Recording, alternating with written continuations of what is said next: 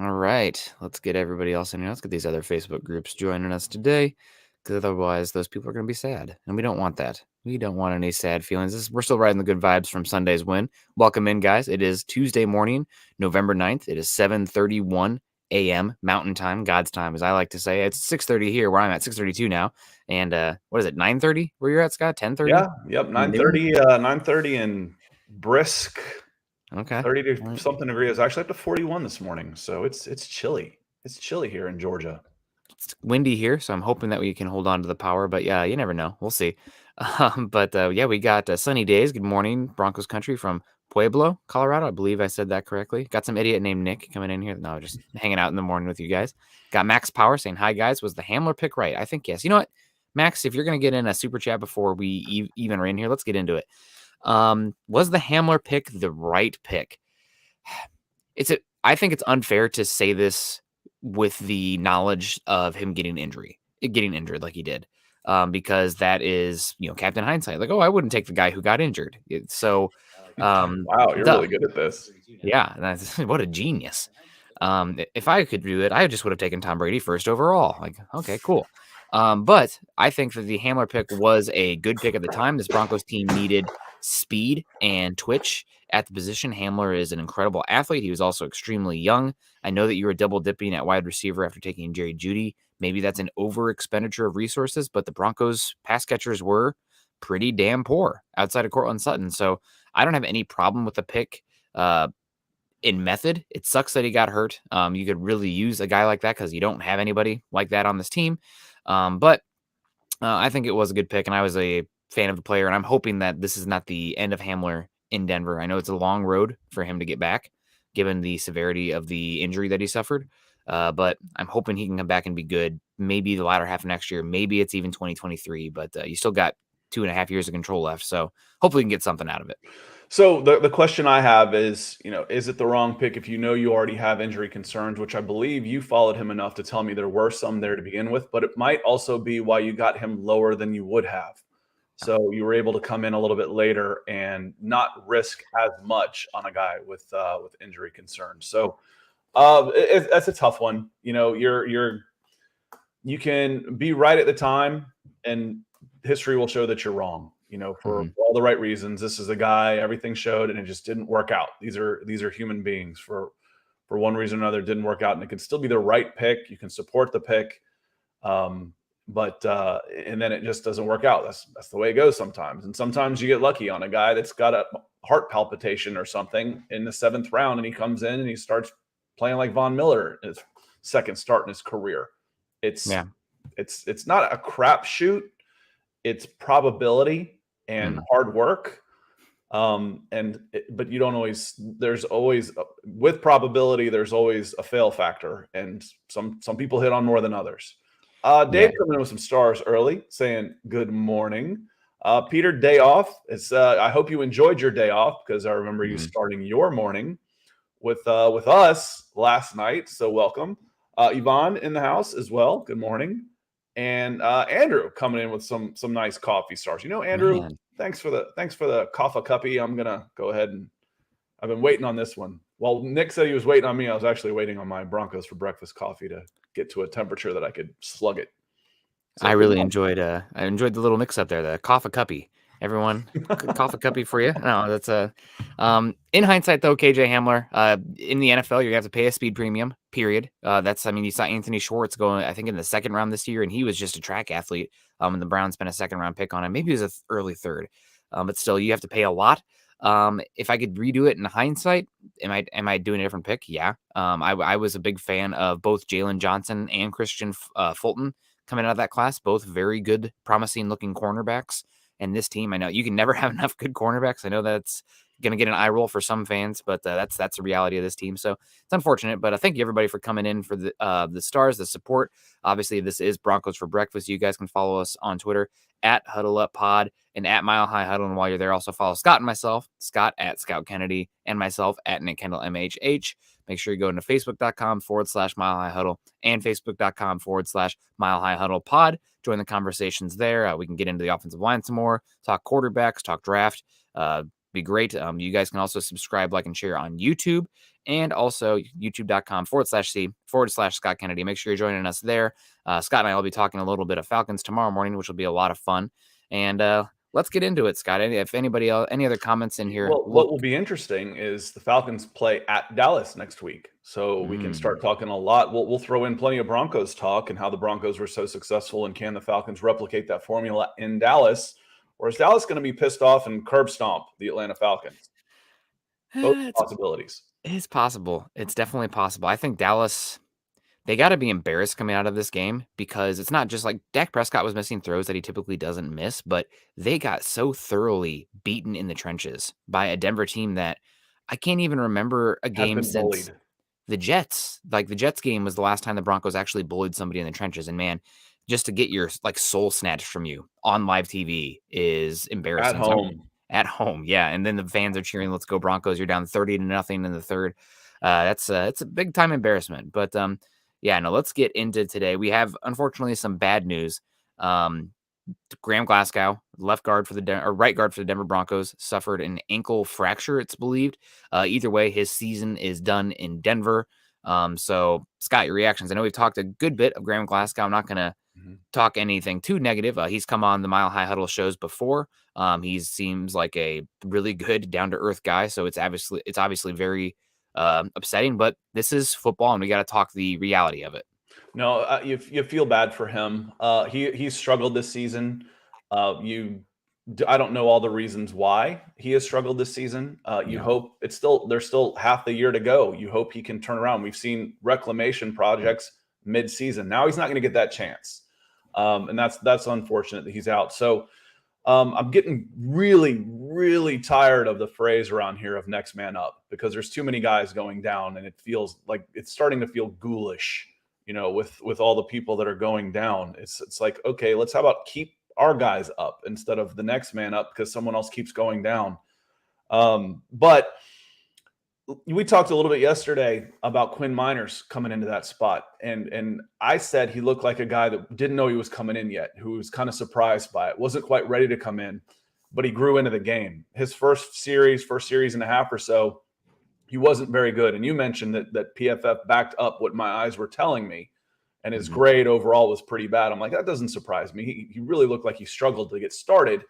But then once the game wore on, the Broncos got into we're going to run this ball and kill the clock and do those type of things where he's really going to be successful. Then he grew into the game, and he was very good. The good news across this bad news is you've got a guy who just finished a great half of football against the Dallas Cowboys. So he's not coming in cold like he did in the third quarter. He's got some starters minutes under his belt, some starter snaps. We know what his strengths are, and he's going to have his hands full. That Philadelphia interior line is no joke. Yeah, man. Shout out to the Mississippi State Bulldogs, because those guys, for some God knows reason, know how to make interior defensive linemen. And obviously the one that we're talking about here with the Eagles coming up is Fletcher Cox. He was one of my first draft crushes coming out of Mississippi State. A heck of a player. And they've obviously since then had Jeffrey Simmons and Chris Jones, two other guys. It's something about those Bulldogs maroon uniforms, I think. I don't know. But they have an amazing interior defensive line. Fletcher Cox is still very good. And arguably one of the best interior defensive linemen in football this season is Javon Hargraves, who's played for the Steelers for a number of years, signed a big contract. I called him Vernon yesterday. Yeah, that's an old corner from Florida. Cornerback, exactly. The names start mixing together on me. Yeah, we got Gary Leeds Palmer coming back, man. It's been a second. Good to see you, Gary. Good vibes rolling. Says I'm back. It was a heart procedure, if I'm not mistaken. I think there was a little confusion yesterday, and you're trying to make a joke that kind of flew over everybody's head last night. So we got it, and glad you're healthy. Glad you're back. Yeah. Welcome back with us, and hopefully there aren't any more bad heart moments for the Broncos here coming up. That was a nice, calm, enjoyable, pleasant butt whooping that you enjoyed on Sunday. Yeah, no, that's one that did not get the heart racing at all, except maybe just getting a little hyped up from the run exactly. game. I mean, that was but none of the old cardiac kids. Yeah, no, definitely not. That's the Falcons this year.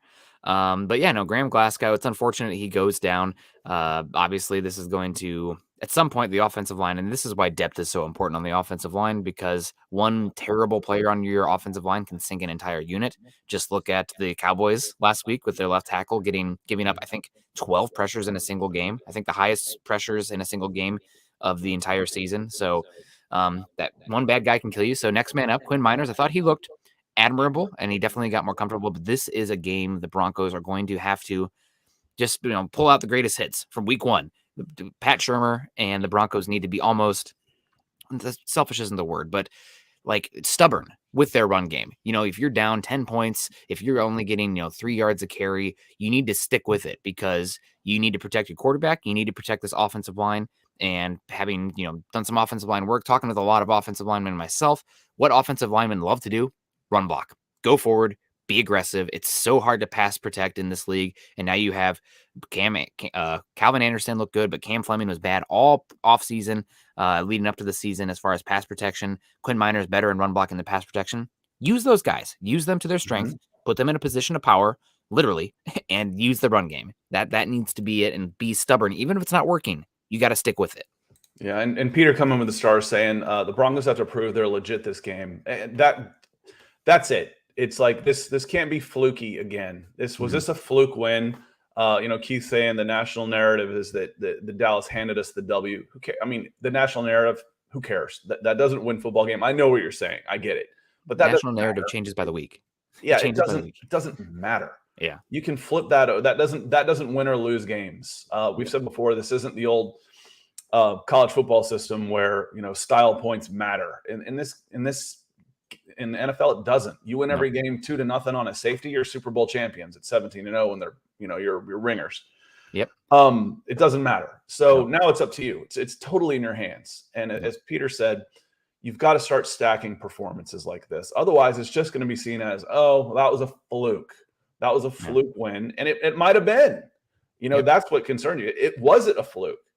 Well, we need to find out. We need to go out and beat a team that you should beat, the Philadelphia Eagles. Move to 6-4. Yep. Now we're looking pretty good. But what we said before was that 3-0 start gave you the luxury of dropping some games. Now you don't want to lose 4 in a row and drop to 3-4. Yeah. Now you went 2 in a row, 3-4-2. That sounds like a soccer formation. But you're right. It's time. It's time to start putting some good performances together. And like I said, the good news is, yeah, you basically got a reserve offensive line, but those guys finished the Cowboys game together. Yep. So they've played together. It's not totally like, oh, we're going to have to throw this guy in and see what happens. They finished the game, and they finished well. Yep. And this is a game that's about surviving, in my opinion. I mean, you have the Eagles coming home. You're riding a win high, but you have a formula. You have belief in your formula now, and it's not just the players, that's also the coaches. You've seen games where the Broncos are fall behind 10 points, and they completely abandon the run game. They're running shotgun pass plays without play action, and that you cannot do that. This team is not built to play that way. Not every single team has a quarterback that's capable of dropping back 40 times and being incredible. I mean, even the greats, that's not sustainable. Look at what's going on with Patrick Mahomes right now, or Josh Allen versus the Jags only scoring 6 points. Sometimes you have to lean on other aspects of your team, and the formula of this team is great run game, good defense, take the air out of the ball, and the biggest thing that's upsetting is you need to have good special teams in that formula too, but we can't have all nice things. So you got to get better there, and you got to lean into that. So we got Andrew coming in here. Do you guys have other jobs, or are you full-time media types? I have another job. I work in Seattle in healthcare. So I've been doing that. I've been in healthcare for a while. I got a master's degree, and love my sciences, but also love my football, and I love my statistics. I do a lot of statistical work, which is probably one reason I really lean into the statistical analysis with football, because it all makes sense to me. I am a full-time media type. I have been for the last 20 or so years. I think I got into football recruiting in about 98, 97. I think my first class covering it was a class of 98. And I've been doing this in different types of ways for the last 20 plus years. So the way I always say, I always work hard at this because it beats working for a living. When you get to go watch football and talk football, you want to make sure that you're working hard at it, because it could go away at any time. Tommy Simmers, I love you, but no more stock talk, please. I that was kind of starting to flood the chat last night. Let's not bring that in here this morning, okay? But yeah, no, let's keep going here. So we have Quinn Miners coming in here, going to lean on him. And I went back and watched the Broncos offense operate this last game because there's too much going on at once to really be able to dive into things. You're right. I think Cushionberry actually had one of his best games of his career to date, which is awesome. It's what you want. Now Dallas isn't loaded on the defensive line in the interior, but still did a great job. And I thought Reisner, while he struggled a little bit early, once that after that Parsons sack, I thought he really started to improve as well. So I really enjoyed I really enjoyed Reisner's interview yesterday. Pretty obvious about things that we've been talking about all season. It's always nice to hear somebody in the organization that knows a thing or two says exactly what you've been preaching. So that's always great. Yeah, I But thought, Cushionberry was very much like that in the preseason too. Listen, they wouldn't have drafted this guy if I had played better. It's up to me. And mm, and again, it doesn't mean, I said he was my player of the game. That doesn't mean necessarily that he was the best player out no, there. It means that he probably played above either my expectations or what he had been playing. mhm, And for me, that was a reward. If Tom Brady goes out and throws 3 touchdowns, yeah, we get that. But if the guy that's been struggling all year goes out and has a really good game, he probably contributed more to your team winning than the norm. mhm, So, and I thought Cushionberry had a really, really good game against the Cowboys. And I was, it sounds hokey to say proud of him, but I am. I'm proud of these guys who can yeah, just get down on themselves to turn it around midseason, have a good game. Let's get some confidence. Let's build on that. I mean, again, we forget sometimes that these are, human beings too. And, I want them to succeed. I like rooting for people for the most part. Now there's some jacklegs out there that I hope never play again, but he yeah. doesn't appear to be one of those. No, he seems like a good guy, and he had a good game. And that's typically for an interior offensive lineman. Takes a year in the league, takes maybe 2 off seasons in the strength and conditioning program to really get it going. So excited to see that and for the growth of this team. And Mike Munchak, we've been asking, you have all this money in Mike Munchak, all this hype with him. Where are the results? Well, I mean, we saw some results against Dallas here because it's not just the starters; it's having those depth guys ready to go when injuries Yeah, and inevitably they happen. They came in were and played ready. great. Calvin They were Anderson, I ready. thought, did a great job. There was talk in the chat last night. It's like, well, we may have just gotten better with Calvin Anderson at left tackle the way Bolles have been playing. I wasn't the only one that happened to notice of this bunch of our bunch, our Mile High Huddle family, that Cam Fleming looked serviceable Yeah. at right tackle. I thought he looked like an athlete out there. I thought he played a little too high. And Yes. in the run game, I think he might be a little more of a liability, but you can scheme around that. I want to call him Sauber. Aaron Sauber? What's his? Eric Saubert. Eric Sauber. Thank you. Yep. Drake Bulldogs, Des Moines, Iowa, baby. You can chip him on that side. You can help. You Mhm. can do things to help him and to if he needs some help. But I thought he looked Yep. serviceable. So when you're going 8 or 9 deep on the offensive line, you're only allowed to dress 8. And everybody Yeah. you brought in, not only allowed, but you usually only dress 8. You Yep. brought in, you used every single one of your offensive linemen. The guys that came in looked as good, if not better, than the ones they replaced. That's a hell of a job. Yeah, I know. And we got Ernie coming in. Good morning to you, Ernie. Great to see you. Great to see everybody coming in here. Thank you for joining us. We got Ashton also. Morning, guys. I must be bad luck. The 3 games I missed in the past 2 years were a Texans blowout, Panthers game, and this Cowboys game. Ashton, you don't have the bad luck that I have. I've been to 7 Bronco games in my life, and I've never seen a win. So that's talk of they should pay me not to go. That would be amazing. You're not gonna find too many people that are more superstitious than I am. Yeah. I didn't watch a single game. It was 2004. Auburn goes 14-0, goes undefeated Hmm. because I was pissed about 2003. That was the story. I've relayed the story to y'all before, saying, when you've got a macro team like that, you're usually not happy when they win because they're supposed to win. And if they don't Hmm. play well, you're kind of pissed off because of the style points argument that we're talking about. Yep. When they lose, you're miserable. I'm like, man, I need a new hobby. So I Yep. quit watching them. They won every single game the next year. I didn't watch a one of them. Ah, man, you sound like me and the Hawkeyes, but I can't quit. So getting into Glasgow here, still, because that's the big injury here that we have to talk about. It does sound like there is a little bit of not controversy, but there's going to be a discussion about who takes over for right guard.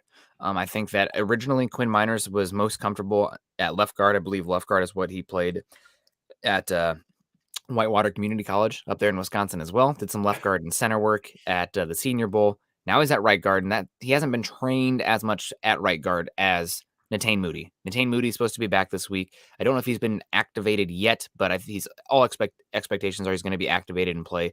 So the question is, Moody or Miners? I'd go Miners right now unless Moody's 100%. I mean, we've seen Miners go in and do a job. He's healthy. He's ready Yeah. to go. Moody hasn't been great when he's been in there. Yeah. And, for all this talk about, Glasgow, the next guy who's, we need Moody in there. Moody hasn't been good this year, even when No. he's been healthy.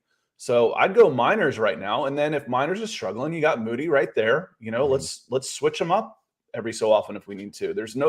You substitute everywhere else. It's okay to sub on the offensive line here and there. It is. You're allowed to do that too. But I would start Miners right there. Yeah, no, I agree with you completely. I do like Lawrence's comment here saying I'll go with Moody for Mama Moody. We're hoping for Moody, and I think the plan at some point would be Moody to get in there. But as a 5th-round pick, I mean, even if Moody is your first guy off the bench in the future, that the first guard, there's value to that on that rookie contract. So hoping for him. He's really struggled in pass protection. The length has eaten him up. Guys with that length on the defensive line, you just they engage first, and if he's not dictating initially off the snap, he tends to struggle, at least from the reps I've seen. But, this is his second year in the Let's do a callback here. How do we dictate again? I don't remember. You have to run the ball. Run the ball. Yeah, no, go forward. Exactly. And that helps a lot with Cam Fleming. Run the ball. Yeah, run the ball. Be the aggressor. Punch him in the mouth, and then get those linebackers to suck up a little bit once your offensive line is winning. Hit him in between the soft spot between the second and the third level of defense. That's what you saw with Teddy Bridgewater, that little feathered throw down the side, right, for that first down. So it's beautiful when you can get that going, and you can shorten the games. And I mean, again, this Dallas game was a masterclass in outside of special teams. Gosh, damn it. Outside of special teams, it was a masterclass of the formula for this team to win. So hopefully we can see that going forward. I'm a little bit nervous about Cam Fleming because when he came in, it was the second half of the game. The Broncos were up by a lot. Cowboys could do nothing. And you could pretty much just scheme Cam Fleming's ISO type of block situations out of the game at that point to protect him. It's not going to be the case against the Eagles. You brought those guys in. Excuse me. That's okay. That's a good time to come in and get your feet wet and get some confidence going. This offensive line is going to go into the Eagles game feeling good about themselves, not overconfident, but feeling good about themselves, especially the ones that needed it. That the Calvin Andersons of the world, Miners, Fleming, the guys that have struggled. Cushenberry, they're all playing better right now, and they should feel much better about themselves, and they're going to need it because the strength of this Eagles team is in that front four. It's going to be arguably the best defensive front four you've seen, and yes, I include the Washington football team in that. Yeah, no, you're totally correct on that. I guess the next big thing we're going to talk about here is the future for Glasgow, given the implications of his injury. I know nobody really wants to talk about it because it is unfortunate, but this is the business of things. So I'm going to pull up here. Let me see. What do I have here? Spot Track, obviously. Great. So obviously. Yeah, mine's open in a tab right now. Yep. So we had Glasgow signing a 4-year, $44 million contract for the Broncos. I think he's one of the top paid guys on the roster for 2022. With Von Miller gone, he's the number one guy. Which is crazy. But so your highest paid player is, one, a guard. Two, it's an underperforming guard. The only reason that isn't completely crippling your team is because you're not paying a quarterback. Yep. Yes, exactly. So Glasgow with this injury, given the expenditure of resources on the interior offensive line and what the Broncos can probably do, especially on top of this injury, I think it's probably a strong possibility that Graham Glasgow's time in Denver is over. Looking at the contract here, he'll be 30 next year coming off this injury. The Broncos will have to eat $6 million in dead cap from cutting him this offseason, but they'll also get to save $6 million. So maybe there's something where they can come up with a settlement depending on the injury, but I would assume, given the money expenditures here, they'll save. Maybe they'll wait until post June 1st because the Broncos have so much cap right now that I can't imagine them having to that $6 million, having to have it off the books. But still, if you do that, then you have $3 million against the cap in 2022, $3 million in 2023, and you can save $9 million in 2022. So that might be actually a better usage for the accounting purposes with Glasgow. But there was one more thing, because right now you don't necessarily need the cap space. No. So it could go a little sooner. I believe I was listening to the boys last night talk about it. There's a roster bonus that he was due also in March or something along those lines. Maybe someone who was paying attention to them closer than I was would remember. But it could happen a little sooner than that based on his contract. But we said before the injury, he's not playing on this contract next year. No way, no how. Yeah. Now, do you offer him a restructure? Is he good enough to bring back, say, on reserve money? Would he be interested in that? I don't know. Obviously, you're going to shop it, and more importantly, would anybody be interested in paying him starters money? Yeah. Because he's taken, luckily, he got a good chunk of that money up front where he never has to work again. But he's not going to see the end of that contract. There's absolutely no way, no how. He's a top 5 paid guard in the league right now, and he's been playing bottom third. No way. Yeah. No way. Yep. It's again, it's unfortunate because I personally like Glasgow. The person actually found out yesterday he was following me on Twitter. Didn't know that, so hopefully I didn't say anything too stupid to make myself look like an idiot. But Glasgow, it's unfortunate, but you've also invested, in Moody, in Quinn Miners to be able to have younger players, cheaper players, ascending players fill that spot if the right situation occurs. And this looks like, unfortunately for Glasgow and for Denver as well, the situation where you would move on from him. So and we've is what it is. We had this question before. It's like, when is Denver finally going to start investing in the offensive line? The investment hasn't been the problem. No. There's been plenty of resources allocated to the offensive line. They've just been poorly allocated. If you talk about a first round pick in Bolles, huge money to Glasgow. Those guys, you're taking Cushionberry pretty early. You're taking Miners. There's been the Juwan James. That was huge money. Yep. You got a refund on that. You're lucky. He wasn't so lucky, but you got lucky. But there's resources there.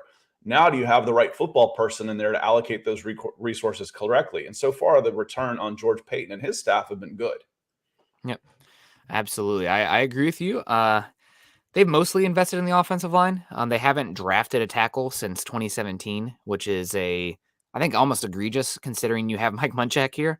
You probably need to be taking one at least every other year, even if it's a third rounder, somebody who has the right specs to develop, because there is a height and arm length and athleticism requirement for the tackle position.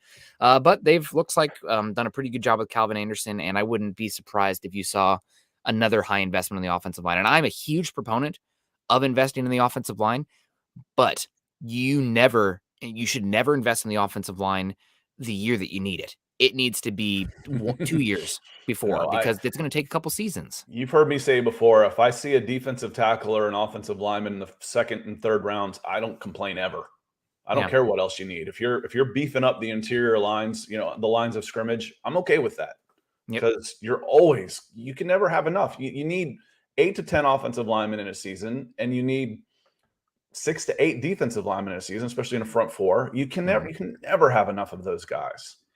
Nope, it's good to have. And if you got a good one, they're going to get paid, so they're going to eat up a big chunk of your salary cap if you decide to keep them. So you got to keep cycling them through and have that depth. Yep, 100%. I agree with you so much, and that's another reason. Just playing off of that, McTelvin Agim, Bronco. Oh man, he's not making any impact. He's been inactivated most games this season until we recently had Purcell injury. Maybe Agim is bad or not good. Maybe he's a bust. Well, he was the 95th overall pick in the draft, so that's I don't know how much of a bust. If he is out of the league because he's an idiot, then that's one thing. That's a bust. But that's not the case. And also, he's only had 1 year in the strength and conditioning program, the regular offseason program. So he needs to have a couple seasons before I'm ready to write him off as a late round 3 pick at the interior defensive line. So that's that kind of thing. You need to invest, and you need to have a little patience for the trenches. From a comparative standpoint, everybody grab your coffee or your drinks, whatever you are. The Falcons waived De'Adrian Sennett yesterday. He had 30 tackles his rookie season in 2018. He's had 2 since then. He was drafted about the same time as Agim. It's been 4 years on him. If he has the same career as Sennett, we'll say he's a bust. Not yet, but the trend is not positive right now. But there's time. There's certainly time to turn that around for sure. Yeah, and you're totally right on that. And again, it takes A lot of the guys are making their improvements. It's not when the games are happening, it's the off season. The strength and conditioning, how they're taking care of their bodies and whatnot when I nobody's can't looking. wait. We've talked about this, with Quinn Miners.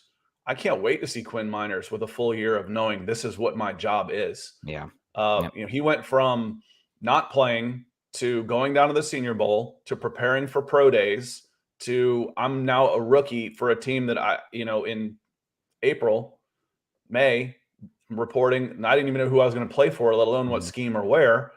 And all of a sudden, 2 months later, I'm at camp against these guys. Now he's going to have, Yep. a full off season to prepare for his job. He knows what his job is, and it's going to be night and day. Yeah, absolutely. We got Keith Cummins in here, staff writer from Mile Huddle. Good to see you, Keith, across the pond there. Peyton is proving with his first draft class that he is a grade A evaluator of players. So far, the early returns look incredible. This is a big reason you want so many shots, especially in the top 100, and should make you excited about the Broncos draft capital, even if they don't go after a big time quarterback this year or they can't come to a deal for one. You should still be excited about all those picks. So thank you very much, Keith. We do want to have a couple seasons pass before we really understand what this class is. But yeah, no, good point. And we also got Michael Ronquillo, great friend of the show. Always a big shining light for us in the chat and just in general. So Michael says, good morning, Nick and Scott from Broncos for Breakfast. Go Michael, I Broncos. hope your new phone is living up to your expectations. Yeah, no, exactly. That's there we go. Chapel Elway saying, what's really up with Glasgow? Fractured ankle. Done for the year. Might be done for the Broncos in general, but that's The question for me on that one was what was really up with Glasgow. I don't know. There could have been reasons why he was struggling. I mean, you didn't give him a $44 million contract because he was playing poorly. Yeah. I would say, I mean, I don't know this for a fact because I didn't watch him before, but he couldn't have been playing like this when he got that contract. So there's something there. I don't know what it is. I agree with you. The thing is now it unfortunately now it doesn't matter.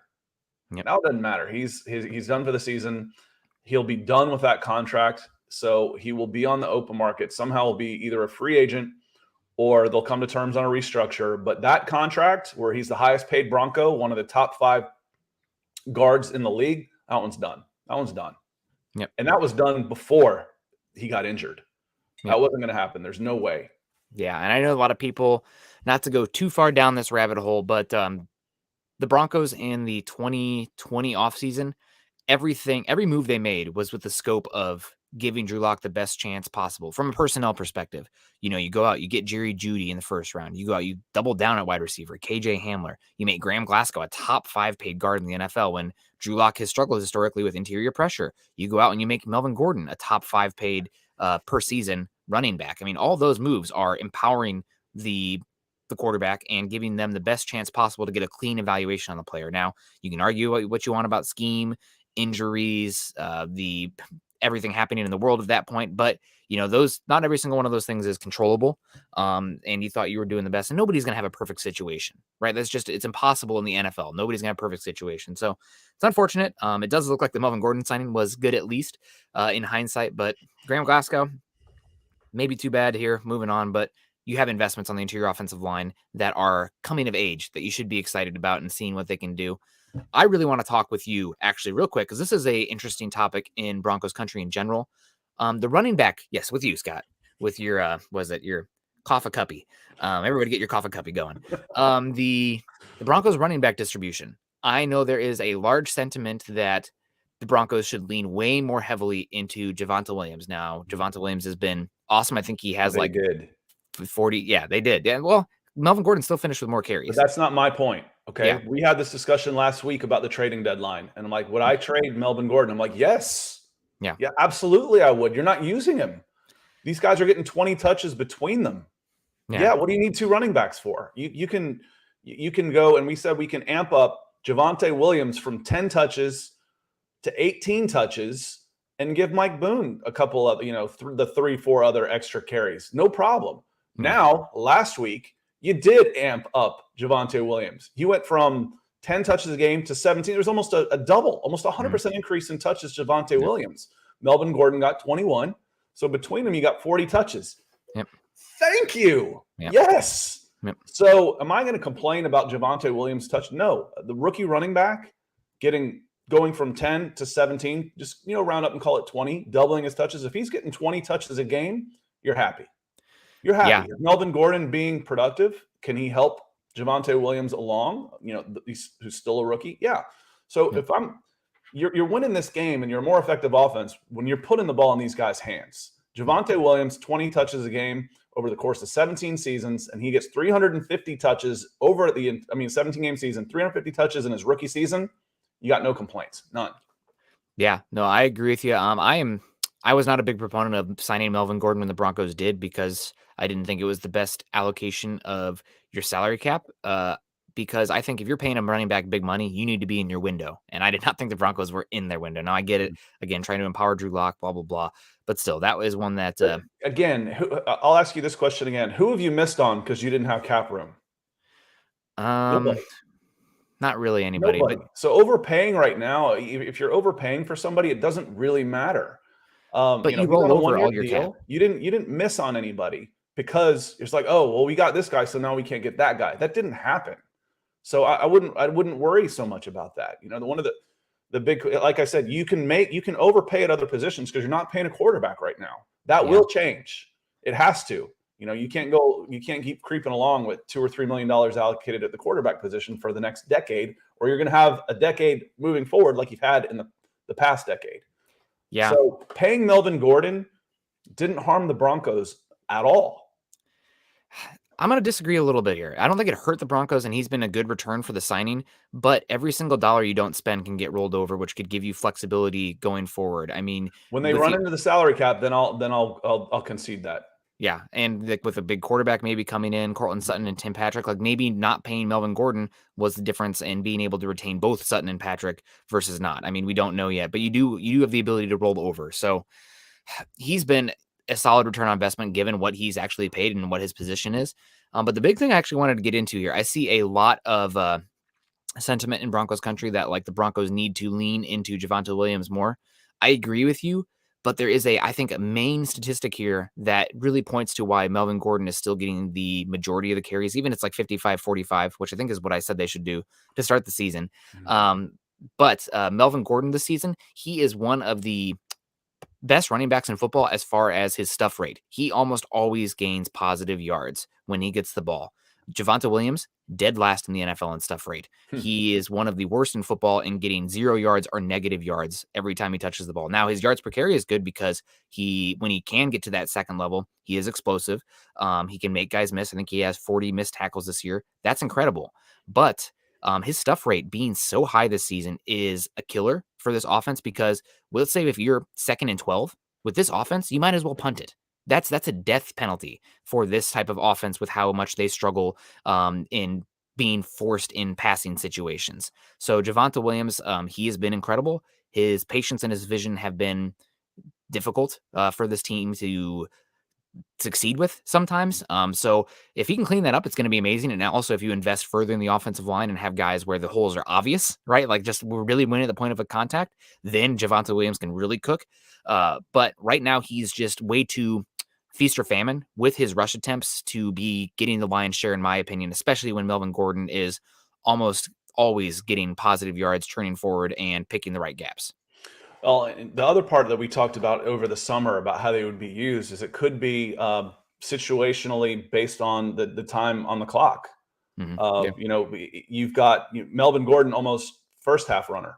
Let's establish a run. Let's do these type of things, and then we'll bring in the closer. We got a tired defense. We got it's a sealed, the old thunder and lightning thing. Yep. You got your lightning coming in, who the veteran back sees the holes, can catch the ball. Maybe a little bit at this stage of his career, a little bit better in blitz pickup. And then the plan, get a lead, play action, rely on that defense, run the ball. Let's bring in the kid that nobody can tackle in the open field when they're freaking gassed. Yeah. And who's breaking tackles and falling forward for 4. So, having both of those guys there. And again, the question is, should Javonte Williams get more carries and more touches? My answer to that is he did. Yeah. He did. Yep. And that was all I really care about is making sure that he is getting the ball more. I wanted Melvin Gordon to get the ball at more. Again, going back to last week before the trade deadline, why not trade Melvin Gordon? You're not using him. You're not using Javonte Williams. Well, if Yep. you're going to give them both 20 touches, you need them both. And you were very successful in doing so.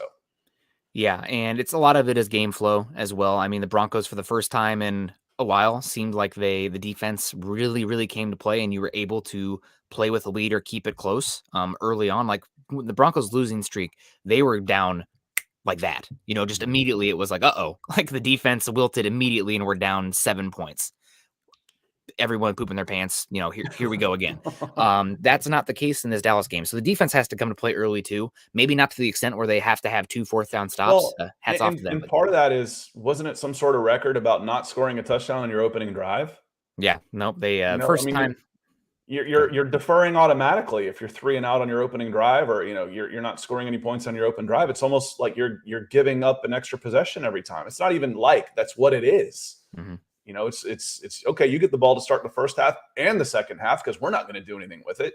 So you've got to start converting some of those early drives into points. And while you went 3 and out, bowing up and stopping the Cowboys on 4th and short gave some positive momentum to your team. Pissed them off a little bit too, and that wasn't a bad thing either. Yeah, I mean, Vic Fangio's, I think he's still pulling back for that uppercut punch that he did to celebrate, man. That old guy almost threw his arm out of his socket doing that. That was pretty funny to see.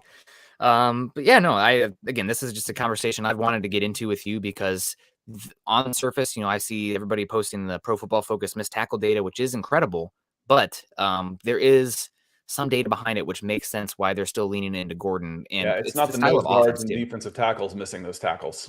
Yeah, you got to get past that first line. And here's a question for Peter with some stars also. So if the Broncos could get Gordon for $5 million, would you keep him next year? He's scoring. I definitely would. I think that this team right now, for $5 million, it would depend on how long as well. But I know that another one-year deal, just a 1-year deal. Yeah, another 1-year deal for $5 million. Yeah, I think I would because you have that extra money. This is what this team wants to be identity-wise. The Broncos, you're talking about when Javonte Williams only getting 10 carries, they were getting away from the identity in that. I think that's not who they want to be. They do want what we saw against the Cowboys, which would be enough carries for both those guys. And also, I think it'd be second year with both of these guys kind of getting an understanding of what it's like to have that kind of timeshare. And also you're saving carries off of Javonte Williams' legs, which can help extend his career, can help make him not only more effective game to game, but going forward. And also with how dependent this team is on a running back that can play 3 downs. It's the pass blocking, it's the pass catching, running between the tackles, running outside the tackles. I don't think you are in a situation where you don't want to be in a situation where one of those guys go down and your whole offense falls apart, right? I think that having those guys, given that right now it seems like they are actually the focal point of the offense, it could be big time scary if one of those guys go down. So that $5 million is not a lot too. When you're using a second-round pick on Javonte Williams, you're not paying him a ton, relatively speaking. So if you're putting $6 million into your running back position, that's pretty good, and you're getting well above average production. Yeah, you're pretty happy with that. And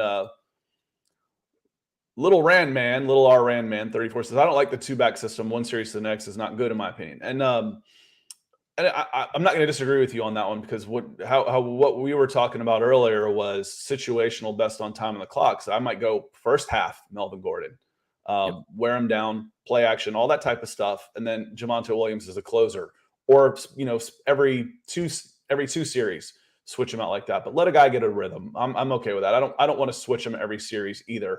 If I run Melvin Gordon 3 straight times for first down, I might just sub him right there. Then you get a sub.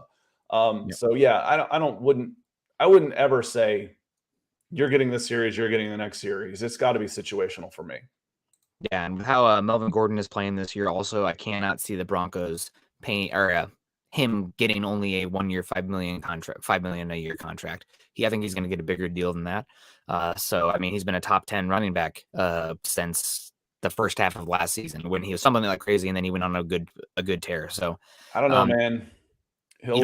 He just turned 28, 29 years old, running back. What's he making this year? See, he's on 7 now. 5 would be pretty decent money for him next year, honestly. I would be okay with that for a short-term contract. It's when you have like a 4-year contract that has a bunch of dead money on like year 3. Yeah, and that's not going to happen for a running back that's, on his way to 30 years old anymore. It's Yep. just not. It shouldn't. You can see the stupid headlines. Oh, 4 years, $25 million, but only a $1 million signing bonus. Yeah, that's a 1-year deal, and it might not even be that. Yeah, but to the same point, you're talking about this timeshare here. Maybe we're talking about saving Javonte Williams' legs. Maybe it's also extending the career of Melvin Gordon at the same time. So that's why I said if you put in $6 million into the running back position and you're getting well above average production, you're very happy. Again, talking about allocating resources and investment in the position, that is a very good return on investment on your running back money. Yeah, honestly, Melvin Gordon might be one of the very few running back second contracts that I can think of that has been a solid return on investment. Almost every single one is bad. So maybe I'm talking myself out of it with that. But yeah, we still got 45 minutes left. That's a long time, dude. I don't know if I got 45 left in me. I'll have to. We got 15 minutes left for those of you counting at home. Left. We should be talking a little bit here of Patrick Surtain and the Broncos secondary as well, with the injuries coming up. The one that is obviously upsetting, but good news, I guess, overall. Patrick Surtain suffered a knee contusion. The MRI showed that. So he is going to be, or sprain. MRI showed a sprain. He's going to be out this week versus the Eagles, and then they'll reassess after the bye week. If the Broncos were, in a playoff and they thought he was your best option, he still might go. But luckily, the Broncos have some reinforcements coming in. They reactivated Duke Dawson off of another Florida cornerback there for you. Off of the reserve or the injury list. So he's going to be back. He's kind of a slot safety. We'll be interested to see him. I'm also expecting to see more Nate Hairston. So I am picking up a little echo too on my end. Nate Hairston played solid in some reps, and also Kyle Fuller. So Patrick Surtain's been your best cornerback this season, but I think this is a game where hopefully you're not going to be missing him too much, because Jalen Hurts throwing the football, not always great. It's more about the run game with him and playing off of that quarterback power. But your thoughts, Surtain, out. How's this Broncos secondary going to look? Well, I'm going to say goodbye to Andrew real quick. Andrew, appreciate you being here. Appreciate all the stars and the support. Go keep America running. We appreciate you. Thanks, Andrew. First off, the bye week couldn't come at a better time. Yeah. If you could drop in a bye week anywhere, you might do it right now with Surtain coming off of a little bit of an injury. So perfect timing for that. 2, thank you for showing up, Kyle Fuller. Kyle Fuller getting a little confidence. And, Fangio, I try not to listen to too much about what coaches say in public, but, sometimes I don't think he's cagey enough to always be doing coach speak. He flat out said, he says, Fuller wasn't happy with his role here. Well, he wasn't playing very well. He came in and as a pro, came in and dropped into the nickel and played great. Okay. So this gets into the question, do you leave him there? Do you leave him in a nickel role where he has started to show some positivity, or do you try and move him back into a role where he hasn't had success and you could end up weakening 2 positions? So Kyle Fuller stepping up, Ronald Darby stepping up at the right time, starting to play well. Again, going back to the beginning of the show, we got to prove that these weren't just one-offs. Kyle Fuller, can you string together another performance? We're going to need you now. We're going to need you at least another 2 weeks to start being the guy that we paid $10 million. Ronald Darby, can you be that guy too? So how do you feel about the Broncos secondary? You're going to miss Surtain for sure. But the early returns last week on some guys that you needed to step up were very, very positive against a more talented offense than you're going to see this week in the Philadelphia Eagles. Yeah, and this is going to be a game as well. I mean, just talking matchup wise, where you're probably not going to need as much depth in the defensive backfield as you did versus Dallas. I mean, we saw a crazy number of dime looks from the Broncos where they were playing 3 safety and 3 cornerbacks against the Cowboys. Now, part of that was game flow because the Cowboys were having to pass the ball like crazy.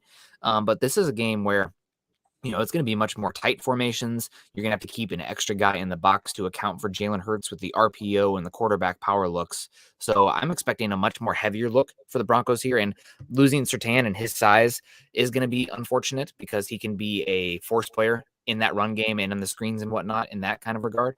but at least you're not going to be relying on your fifth cornerback or sixth cornerback because you have to have so many guys on the field. I'm expecting it to be much more of a phone booth game versus the Eagles. That's where they've been successful this season. Yeah, Narrative ironically, wise, this was scarier against the Cowboys. When yeah, you got CeeDee Lamb and Amari Cooper out there, you need every corner you can have. yeah, And Keith Cummins saying when Surtain went out, Fuller also played the boundary, so he moved around a lot. Nice, and hopefully is getting comfortable in multiple roles. That's why you paid him all that money, right?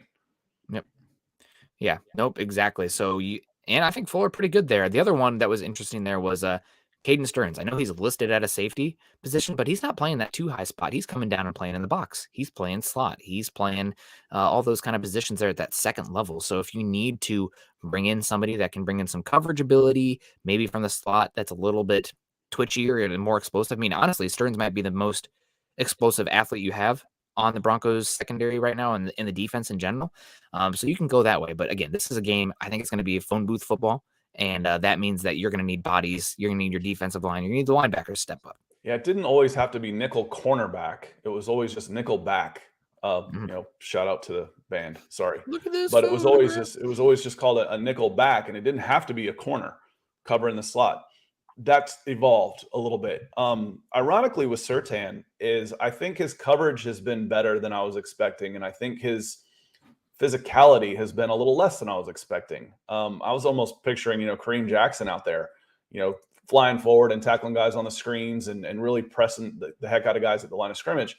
I think he's been better in coverage. So than he has been with the part of his game that I expected to really excel, which was, the jam and release, playing the flats. If a guy gets behind you, turn him over to a two deep safety. But he's a miss for sure. He's been your most consistent and your best corner all season. Can you beat this team without him? Yes, you can. Yes, you can. Yep. And I just saw an alert come across my phone that we have major winds and power outages where I'm at right now. So if all of a sudden I'm gone, major winds. Yeah, God, you guys know that I'm okay. It's just the power went out here, and I think it's impacting my internet more than normal, also, which is more than normal. There's the key. Yeah, hamster's spinning that wheel is already worn out. Yeah, it's ticking me off, but what can you do? I'll have to mess with my router too, but I think it's the weather here right now. 50-mile-an-hour winds are not nothing to laugh about. So we got this one too, and I've actually been asking around. This one is somebody that the Broncos need to get out there with the cornerback injuries that are happening. He had a hamstring injury in the Seattle game, week 2 of preseason. But like I said at the time, those hamstrings, you're glad it wasn't an ACL, but hamstrings are dodgy. They're just completely unpredictable. Yep. And you never know. And they're so easy to re-aggravate that it's just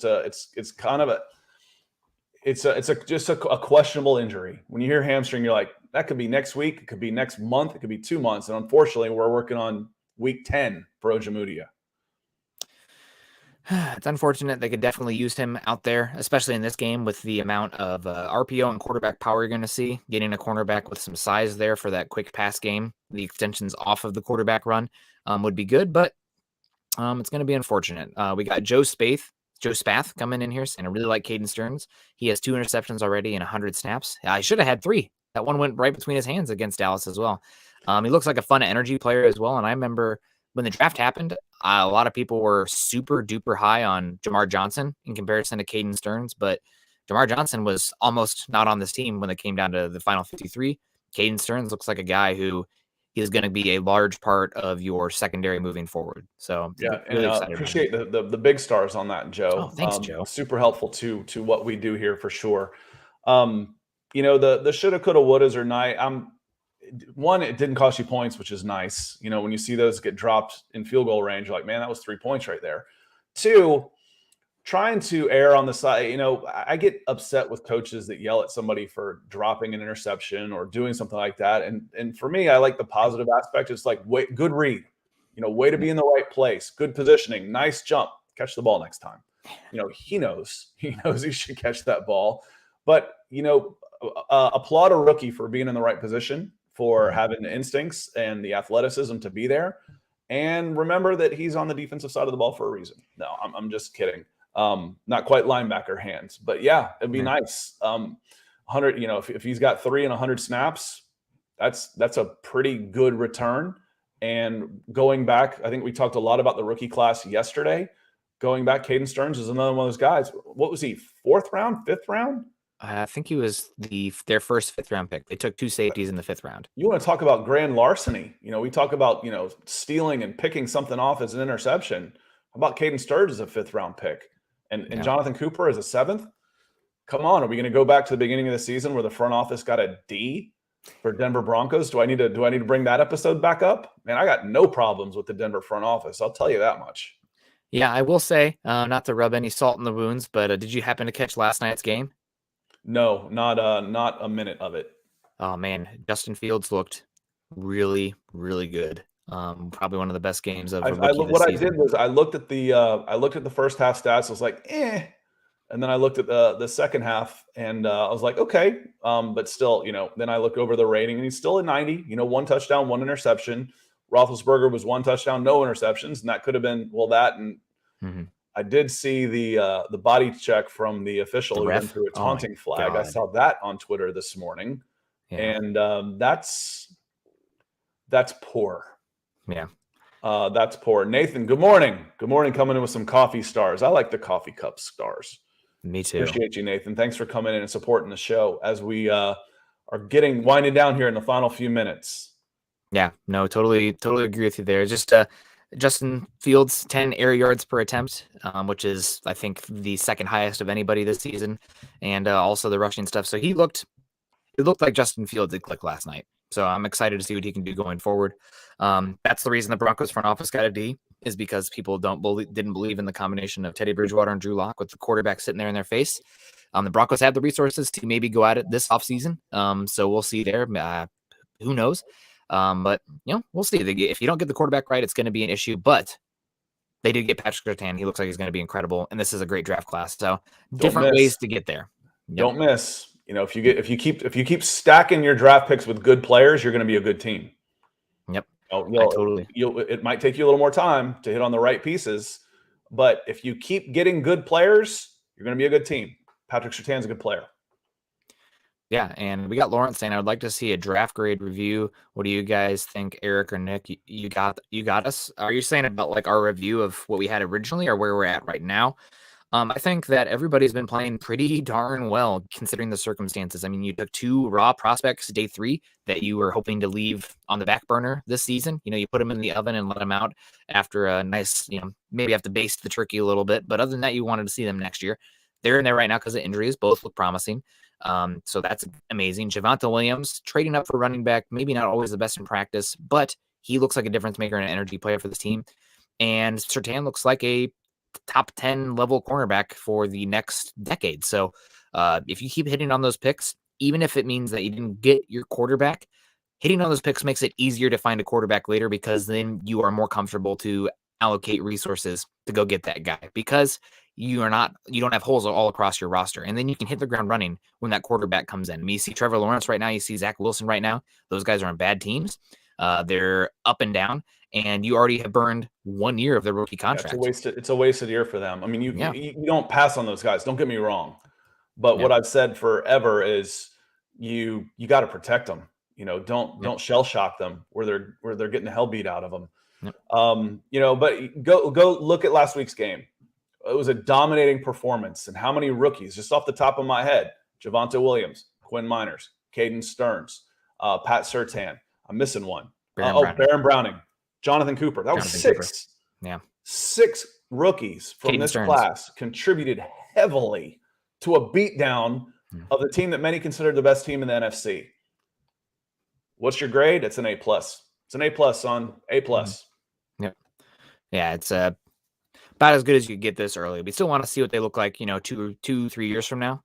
So you have full data. I mean, I remember everybody was, taking victory laps with Dalton Risner after his first year, and he didn't really progress from that first season. So we want to see what they can do after a couple off seasons under their belt. But for now, as good as you could hope. We got Tez coming in here with probably our final question, unless we get some super chats coming in here saying, do you guys still think that quarterback is the problem? Pat Mahomes is the guy, but he can't do anything because his O-line stinks. So is it really Teddy? I looked at his stats, and he is up there with the best. Teddy's Bridgewater is a limited quarterback. He doesn't have ample arm talent. He isn't this incredible athlete, but he is good enough when you have a run game and guys around him that he can pick to. Now, if you're down by 10 points and the other team knows that you have to pass the ball and you need Teddy Bridgewater to make play after play after play, I don't know if he's that guy. Then there are quarterbacks who are that guy. I don't think Teddy is. So is he the problem, or is he do you think quarterback is a problem?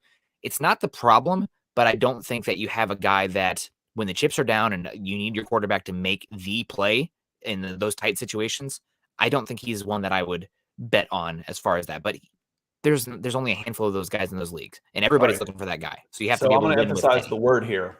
Do you guys think that QB is the problem? The problem. So we're looking at a 5-4 team and a team that dropped 4 in a row. Was quarterback the problem in that game? If you got a better quarterback, do you win those 4 games? No. There were a lot of things that needed to be addressed before you say, okay, the problem with this team is a quarterback. The problems were in the line of scrimmage. You're getting dominated on both sides of the line of scrimmage. Until that happens, it doesn't matter who the quarterback is until you fix that. All right, let's fast forward to the Cowboys game. Dominated the Cowboys on both sides of the line of scrimmage. Now, did Teddy play good enough to win that game for you? Yes. Yeah. So, done. Now, you play like that every week on the line of scrimmage. You get defensive secondary play like that every time. You get edge pressure like that every time. You get the running backs the ball 40 times a game. Now, are you limited with your ceiling with Teddy Bridgewater if you get everybody else contributing the way that they did against the Cowboys? Maybe. Yeah. Maybe. Then it becomes now you're limited to where you can get as a ceiling. But was quarterback the problem in that 4-game losing streak? No. Not even close. Not even close.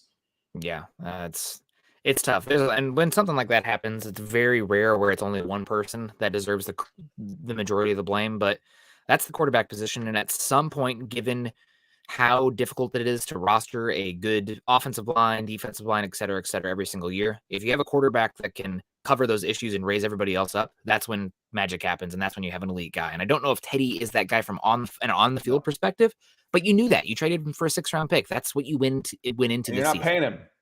Carolina's paying him. Didn't cost you anything. No, to use a pun, he was a bridge to the future. He was the bridge quarterback until you got the long-term guy in there if you didn't think it was Drew Lock. I think it's painfully obvious the coaching staff and probably the front office don't think it's Drew Lock. Teddy was a guy to hold you over until you got to that guy who can win you some games. Can you make a playoff run with Teddy Bridgewater as your quarterback? Yes, you can. You absolutely can. I also once think all of those other things are clicking the way they are supposed to, the way they thought they were going to when we were going into the season, including the debilitating injuries, for sure. Ethan, DWI guys, coming in. I believe he's still across the pond. Said he was in London. Late for the show, but wanted to extend my support, and we certainly appreciate that. And we show the updated YouTube contribution rankings for the month of November. We updated them yesterday and showed them on the show last night. Ethan, DWI guys, number 1. He was number 1 over some heavy hitters on the Mile High podcast, including Christy, Naj. Naj is usually in here too. I haven't seen Naj today. From Georgia. All those guys, number 1. Number 1 on the list, number 1 in our hearts. Certainly appreciate you. Yeah, thank you so much, DWI guys. And at some point, we're going to have to talk a little bit. I think you got the coffee mug there, so I appreciate you having the your own logo there with the DWI guys. But maybe you got to at least send us on Twitter a picture of you enjoying some brown goodness in the morning at some point. But thank you guys so much for joining us today. We appreciate the heck out of you. Let me see, Lawrence coming in here, maybe with stars. Interesting question. Appreciate you, Lawrence. Can Jafrick still refuse to go to a team like Elway did still or no? I mean, they can, but if the team really wanted to, they could sit on your rights for a year. For a year. Do you go back into the draft pool then? I think you're out a year. So they own your rights for a year. Okay. Interesting. Well, I mean, if somebody has enough of a stable situation in their background, then that'd be fine. But when's the last time that happened? It might have been Phillip Rivers when it was basically like, we're not playing Eli Manning. for. It was Eli. No, it was Eli. That's who it was. Because Phillip was in that draft. It was all part of that draft with the switch around. It was Eli. It's like, listen, I'm not playing for the Chargers, which was silly to me. Like, who wouldn't want to play in San Diego, for God's sakes? But, it worked out pretty good for Eli. That's for sure. It worked out pretty good for the Chargers, too. I think Arch Manning and the Mannings had some issues with somebody in the Chargers organization, maybe even their owners, and like it was really a big one. And there was a coach It issue wasn't as well there. Schottenheimer at the time, was it? No, it was not. It didn't involve Schottenheimer. It involved somebody else, but there was some real bad blood there Yeah. between the No, it's nice Mannings. having options. It's nice having enough money in your family to say, "Screw you, I'll sit out a year." Yeah, Because those are the only options that people have the way this monopoly league is set up. yeah. Yep. It's unfortunate, but maybe these guys can get a little bit more power even going forward. I mean, you see the what is it, the NF or the NLFs, NIFs, whatever the college players now can get to get some money. NILs, NILs. image licensing. Yes. So now they don't have to jump to the league when they're not totally ready yet because maybe some of them have the NILs that they can lean on because Take a they're pay getting cut. Spencer billions of Rattler would dollars. take a pay cut. Yeah, exactly. So, well, guys, thank you so much. We appreciate you. My internet has not gone out yet, so that's great to see. I'm going to go reset the router after this, so hopefully it'll be better. But we appreciate you guys. Follow Scott on Twitter at Scout Kennedy and myself at Nick Kendell MHH. Also follow us at Huddle Up Pod and at Mile High Huddle. If you're on Facebook today, join us at facebook.com/Mile High Huddle and /Mile High Huddle Pod. YouTube folks, smash the subscribe, slam the like, hit the bell notification so you know when we go live, and share. That's also a big one as well. That would do a lot for us. I know not everybody's in a position to contribute financially with the stars and the chats and everything like that. That's fine. This is totally free. Make sure you're getting it out there. Help share the brand, and we appreciate that. Tomorrow morning, Scott and I will be on his channel at youtube.com/C/Scott I Kennedy. just shared the link. We're going to be talking some Cowboys Falcons on there too. So, which means we're going to be talking a lot of Broncos Cowboys. Yeah, that'll be great. And hey, how about those Falcons? 4-4. They got a chance. That's good. They're in a playoff spot right now. Yeah. They're 4-4. They're in the 7th spot in the playoffs right now. Playoffs? What are we talking about? Playoffs? No, that'll be great. Congrats on beating Trevor Siemian too. We were all pulling for you on that one. At least I was. So all right, guys. Well, I will see you tonight for building the Broncos. And until then, stay safe. Go Broncos.